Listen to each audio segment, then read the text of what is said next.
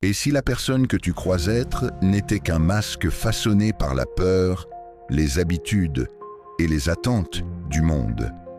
Depuis l'enfance, nous apprenons à dire « je suis ceci, je suis cela », sans jamais questionner la nature profonde de ce « je ». Le Bouddha enseignait que la souffrance naît de l'ignorance et que la plus grande ignorance est de croire que nous sommes limités à nos pensées, à notre nom ou à notre histoire.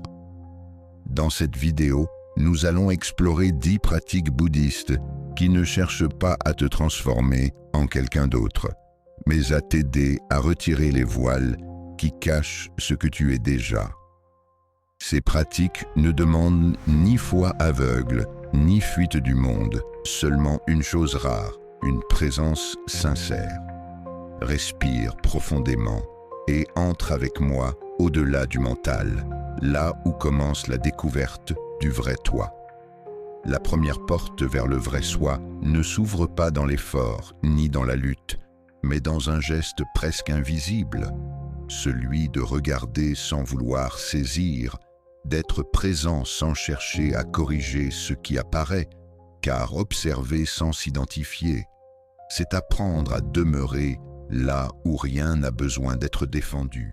Et lorsque tu t'assieds en silence, peut-être pour la première fois sans attente précise, tu remarques que l'esprit ne se calme pas immédiatement. Il parle, il commente, il se souvient, il anticipe, il compare. Et très vite surgit l'illusion familière. Tout cela, c'est moi. Mais dans la méditation enseignée par le Bouddha, on ne chasse pas ses pensées comme des intrus. On ne les juge pas comme des erreurs. On les laisse apparaître comme on laisserait passer des nuages dans un ciel immense sans les suivre, sans leur donner un nom définitif. Et peu à peu, dans cette posture de témoin silencieux, quelque chose commence à se fissurer.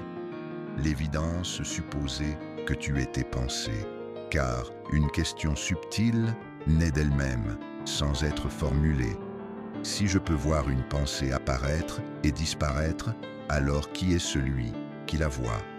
Cette simple observation, répétée encore et encore, sans forcer la réponse, agit comme une lumière douce qui éclaire l'intérieur, révélant que le mental n'est pas une entité stable, mais un flux, une succession de mouvements conditionnés par le passé, par les peurs, par les désirs non reconnus.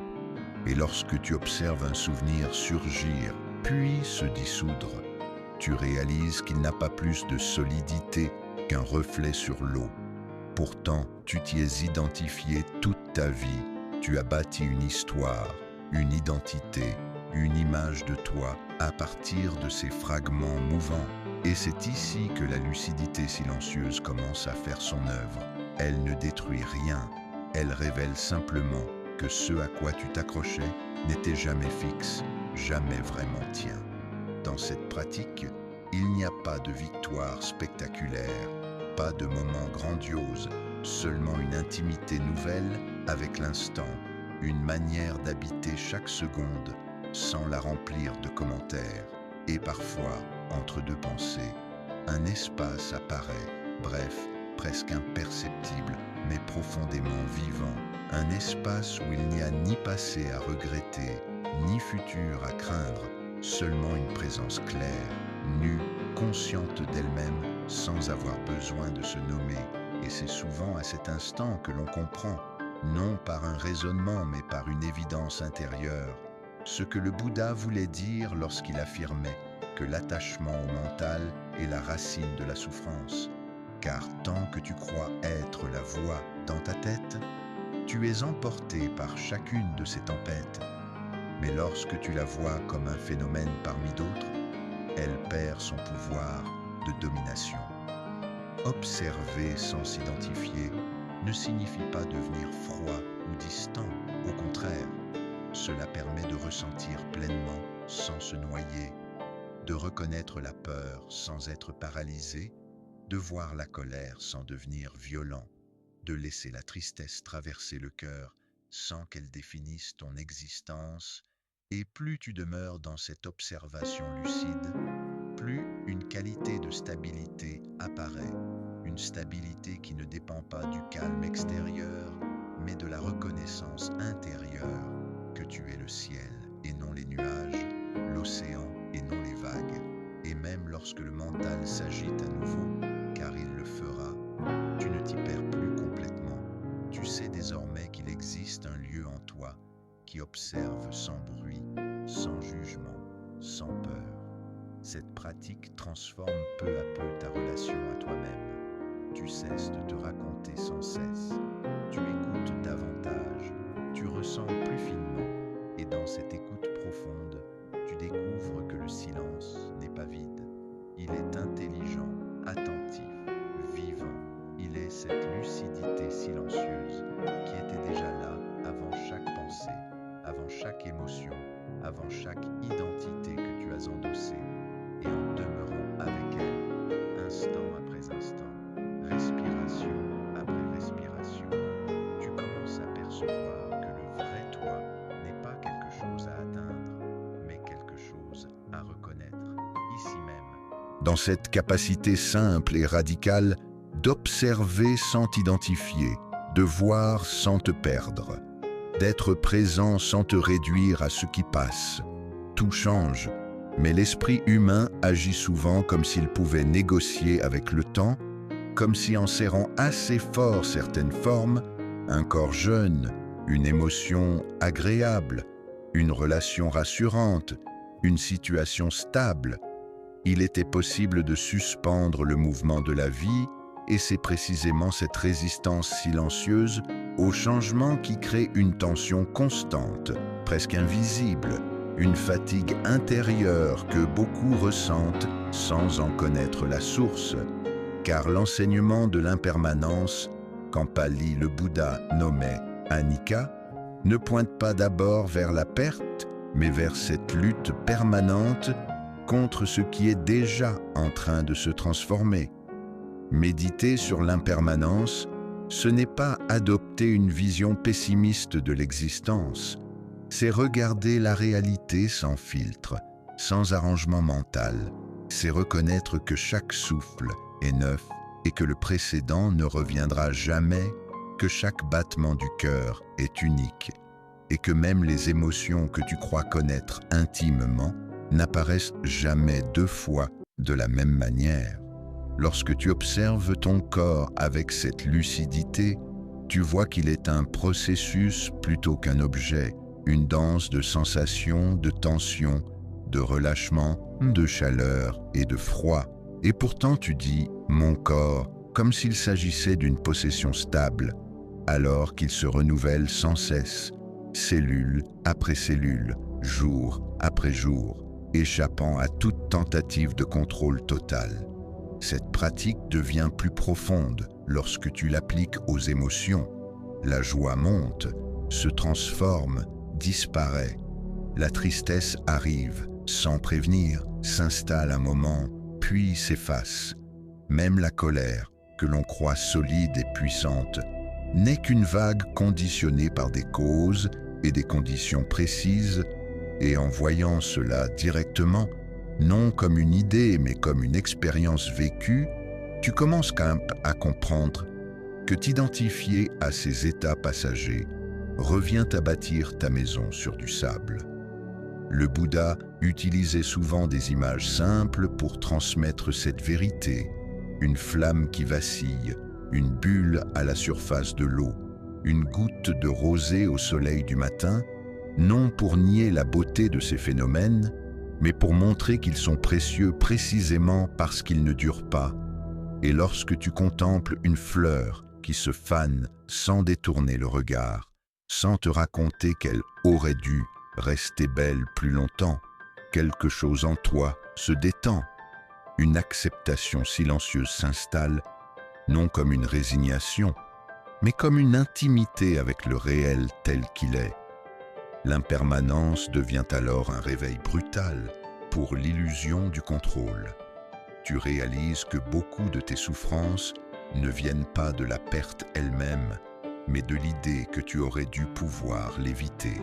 que tu aurais dû maîtriser le cours des choses, et cette prise de conscience peut être déstabilisante, car elle ébranle l'image d'un « moi » aux commandes, d'un centre solide qui dirige l'existence. Pourtant, à mesure que cette illusion se fissure, une liberté inattendue apparaît.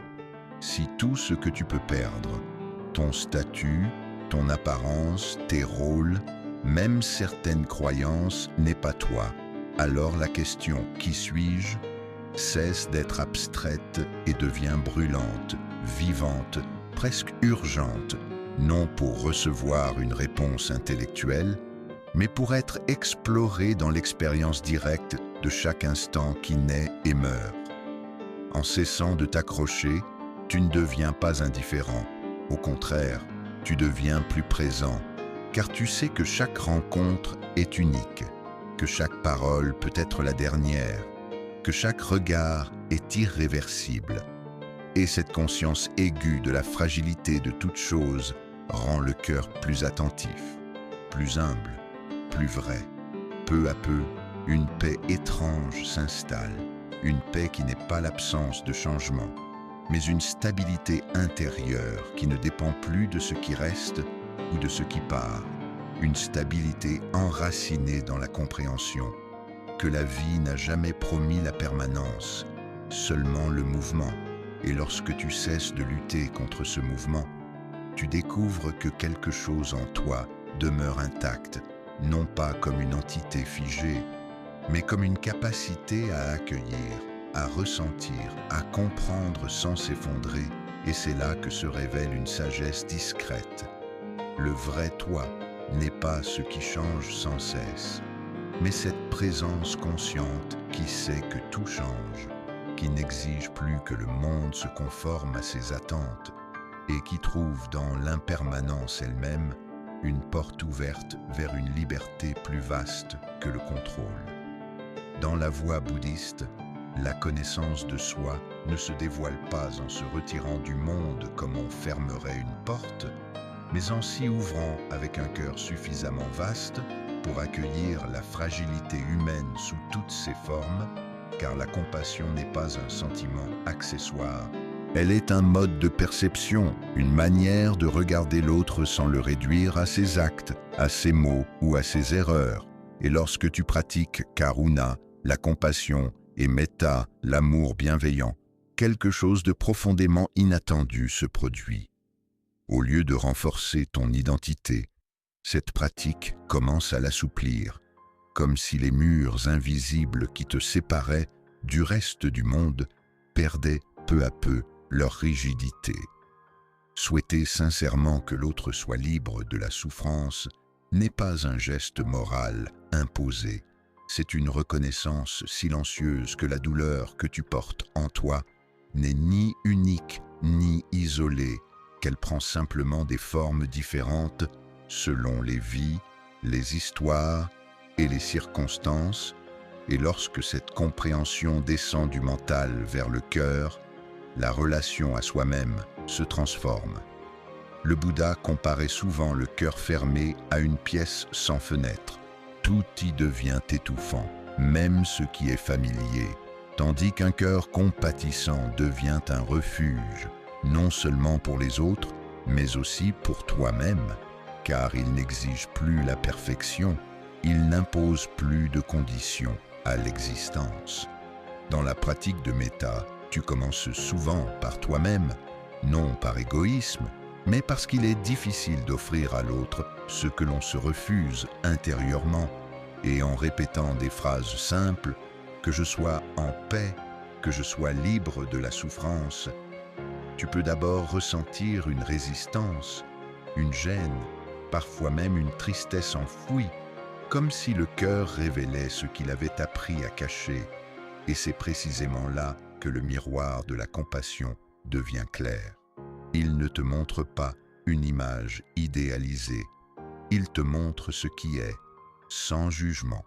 Lorsque tu étends ensuite ce souhait à un être aimé, puis à une personne neutre, puis à quelqu'un avec qui la relation est difficile, les frontières du moi commencent à se dissoudre de manière très concrète, car tu découvres que le même désir fondamental traverse tous les êtres.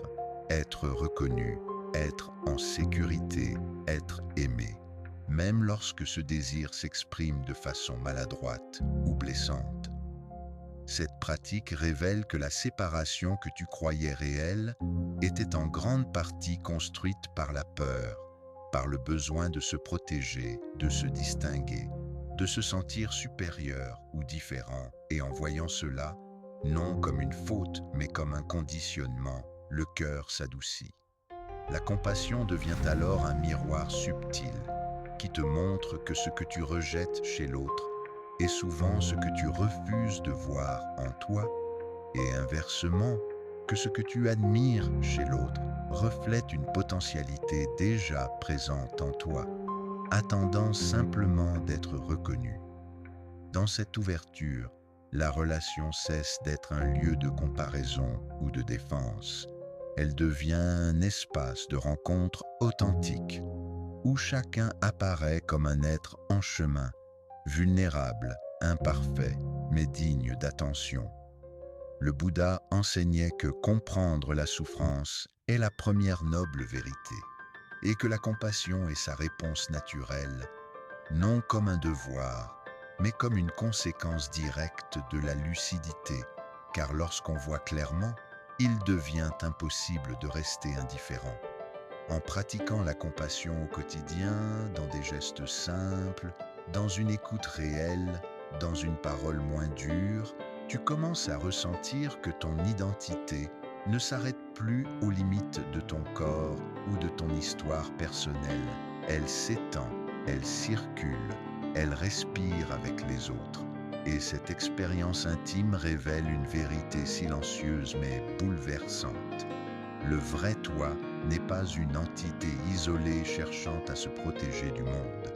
Il est relation vivante, interconnexion constante, souffle partagé entre tous ceux qui, consciemment ou non, cherchent la même chose, être libérés de la souffrance et reconnus dans leur humanité. Voici peut-être le point où l'esprit hésite, recule, résiste, non parce que l'enseignement est faux, mais parce qu'il touche directement ce que tu as toujours cru devoir protéger, l'idée d'un moi solide, continu, identifiable. Car lorsque le Bouddha parla du non-soi, anatta, il ne proposait pas une nouvelle croyance à adopter, mais une enquête radicale à mener, une observation honnête et patiente de l'expérience telle qu'elle se déroule, ici et maintenant. Et cette enquête commence souvent par une question simple mais déstabilisante.